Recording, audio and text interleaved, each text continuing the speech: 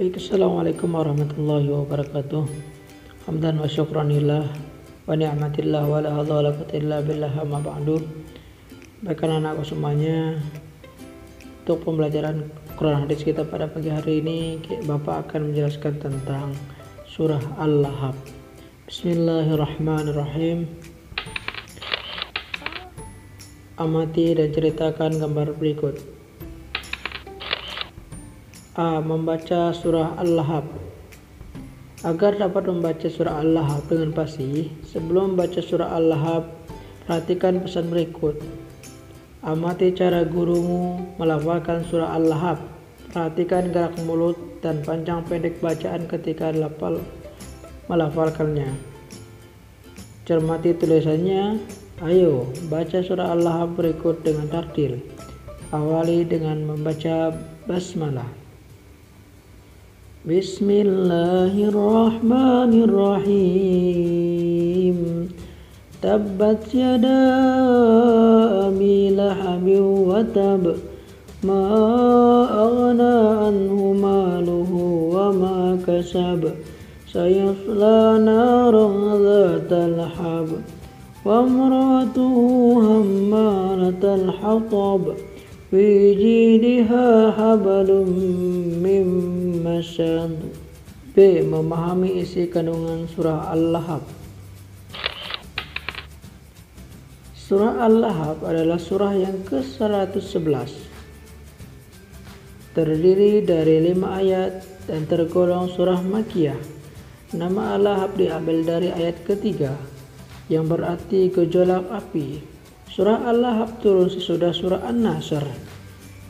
Dinamakan Al-Lahab karena di dalamnya menceritakan tentang penentangan Abu Lahab dan istrinya terhadap dakwah Nabi Muhammad SAW dan balasan yang akan diterimanya.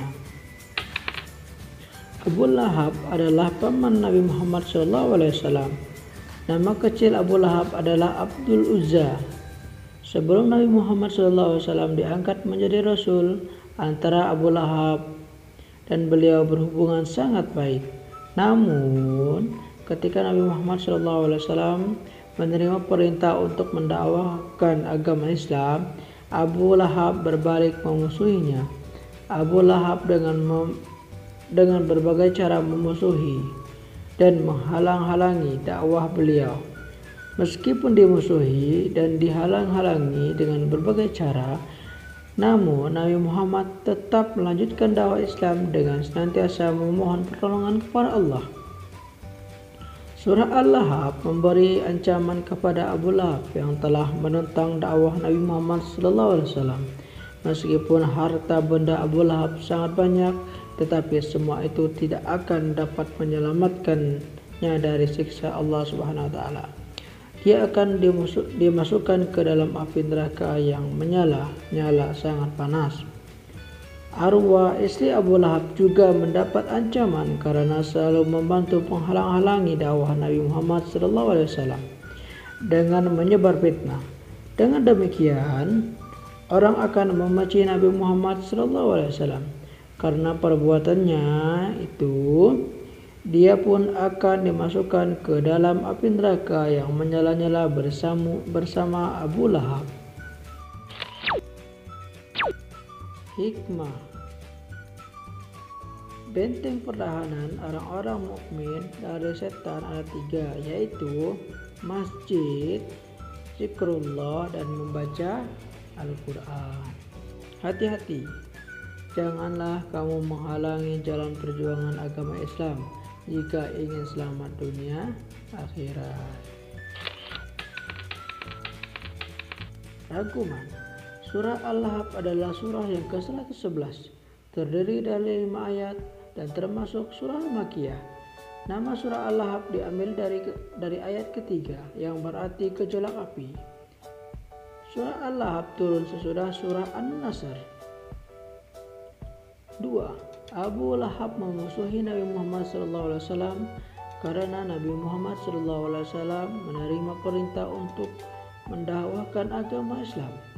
Yang ketiga, meskipun dimusuhi dan dihalangi-halangi dengan berbagai cara, namun Nabi Muhammad tetap melanjutkan dakwah Islam. 4.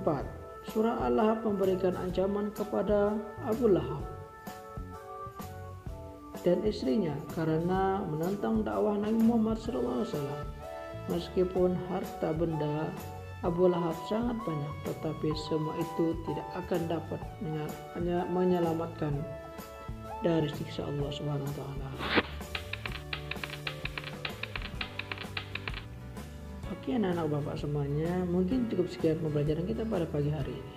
Kurang lebihnya mohon maaf. Wallahumma biqil amtariq. Wassalamualaikum warahmatullahi wabarakatuh.